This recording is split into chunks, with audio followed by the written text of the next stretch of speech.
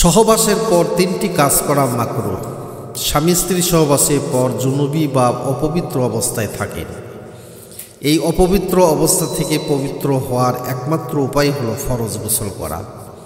গোসলের আগে এগুলি করা মাকরুহ। যদি করতেই হয় তবে অন্তত নামাজের মতো উজু করে নেওয়া সুন্নাত। 1 নম্বর, গোসল না করে খাওয়া দাওয়া বা পান করা। জুনুবি অবস্থায় সরাসরি খাওয়া বা পান করা মাকরুহ। যদি প্রয়োজন হয় তবে অন্তত উজু করে নেওয়া উচিত। 2 নম্বর, উজু না করে পুনরায় সহবাস করা। একবার সহবাসের পর যদি পুনরায় সহবাসের ইচ্ছা হয় তবে মাঝখানে উজু করে নেওয়া সুন্নাত। উজু ছাড়া পুনরায় মিলিত হওয়া। রাসূলুল্লাহ সাল্লাল্লাহু আলাইহি সাল্লাম বলেছেন, ইজা আতা আহাদুকুম আহলাহু সুম্মা আরাদা আন ইয়াউদা ফালিয়াতাওয়াদ্দা বাইনাহুমা ওয়াউজুয়া।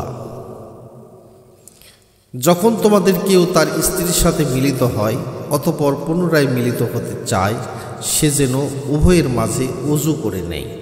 3 নম্বর, উজু বা গোসল ছাড়া ঘুমিয়ে পড়া। সহবাসের পর অপবিত্র অবস্থায় সরাসরি ঘুমিয়ে পড়া মাকরুহ। উত্তম হলো গোসল করে ঘুমানো।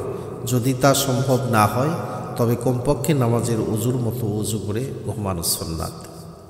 রাসূল পাক সাল্লাল্লাহু আলাইহি সাল্লাম বলেছেন, কানান নবী সাল্লাল্লাহু আলাইহি ওয়াসাল্লাম ইজা আরাদা আন ইয়ানামা ওয়া হুয়া জুনুবুন গাসালা ফারজাহু ওয়া তাওয়াদ্দা লিস-সালাহ। নবী সাল্লাল্লাহু আলাইহি ওয়াসাল্লাম যখন জুনুবি অপবিত্র অবস্থায় ঘুমাতে চাইতেন তখন তিনি লজ্জাস্থান ধুয়ে নিতেন এবং নামাজের মতো উজু করে নিতেন।